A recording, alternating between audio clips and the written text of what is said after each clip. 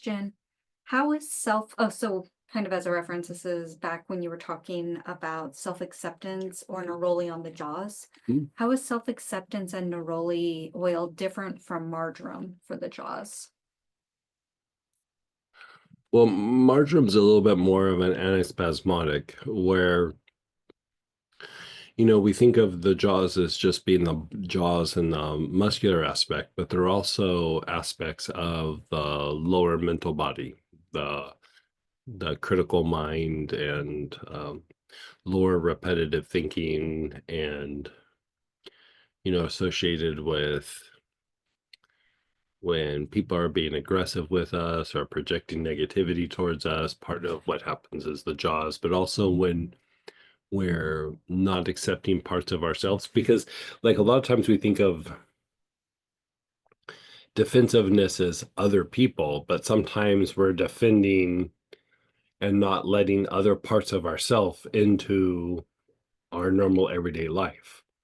And it's usually not bad pieces, it's just pieces we're not used to. And so there's a lot more of an energetic and psychological aspect to the jaw work with neroli or self-acceptance that the marjoram doesn't do.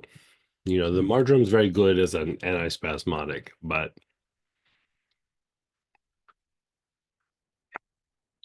the neroli and self-acceptance just takes a kind of tension out of there that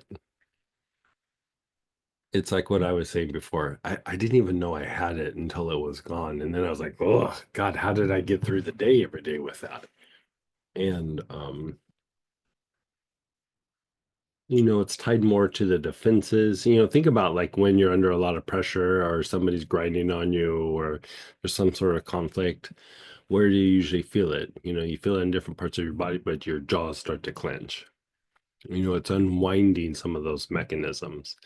And the lower mind or the critical mind sees everything in pieces and doesn't see how they go together. And so that's what starts to be the precursor to self-denial or being defensive, is you're not seeing the big picture, you're seeing everything in pieces. And so in a way, by calming that down, it lets everything kind of present as a bigger picture rather than just a piece, a piece, a piece, a piece, a piece. So it kind of ties everything together in a way. Is that something we would practice daily?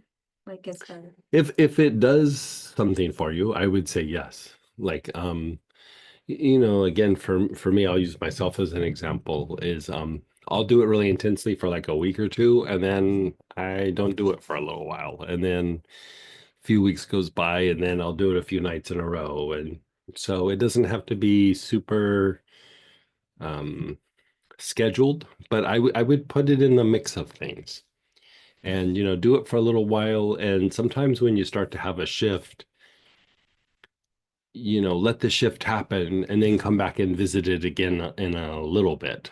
Like soon as you can start to feel the shift happen, you kind of can just let it go and just let it integrate. um Could you apply the neroli just on the jaws? you could apply it, but it's probably going to be a little bit better inhaling it. um when I was applying it to the jaws, it felt nice, but the breathing into the area was much more potent.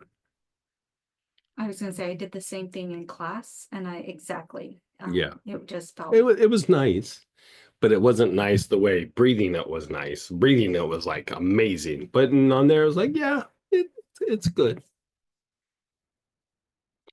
If you wanted to do a combo, put the marjoram on the jaw and then inhale the neroli. Yeah. Yeah, because you have the physical. Yeah, you have the antispasmodic effect, and still the marjoram is pulling the body out of fight flight and all those kinds of things, but then you still hit the pieces with the self-acceptance and the neroli. So good. Might be the thing that I do tonight. Yeah, now that we are talking this out, I think I've just planned out the rest of my evening.